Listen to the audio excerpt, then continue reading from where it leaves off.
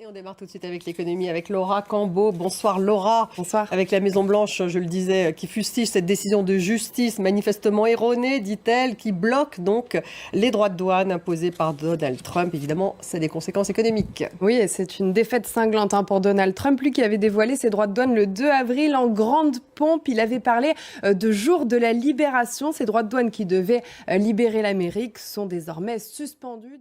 Alors qu'a dit le tribunal? Les entreprises et les États affirmaient que la mise en place de droits massifs était un excès de pouvoir de Donald Trump et le tribunal leur a donné raison. Alors c'est un soulagement. Oui, le soulagement temporaire, car l'administration américaine a annoncé qu'elle allait faire appel. Mais pour l'heure, ces droits de douane sont bien révoqués. C'est un soulagement car l'arme tarifaire était brandie à tout va. Les grandes menaces de Donald Trump sont un peu vidées de leur substance en quelque sorte. Et la première à s'être publiquement exprimée, vous vous en doutez Stéphanie, c'est évidemment la Chine. On écoute la porte-parole du ministère du Commerce.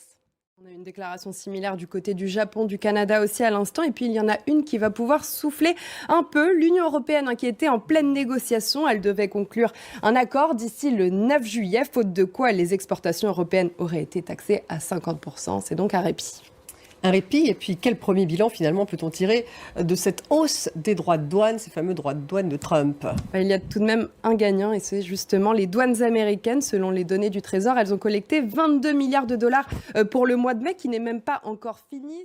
Alors Donald Trump, lui, continue encore de défendre ces mesures. Il estime qu'à long terme, on le rappelle, ces droits de douane obligeraient les usines à créer des emplois aux États-Unis. Les inscriptions ont augmenté plus que ce que pensaient les analystes. 240 000 personnes américaines se sont inscrites au chômage la semaine dernière. C'est la conséquence de cette incertitude et ce qui prouve bien qu'il n'y a pas que les pays étrangers qui sont impactés.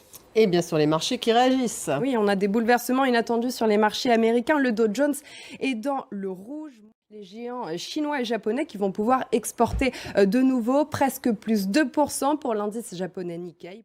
Merci Laura, voilà ce qu'on pouvait dire sur leur impact économique. Côté politique, je le disais.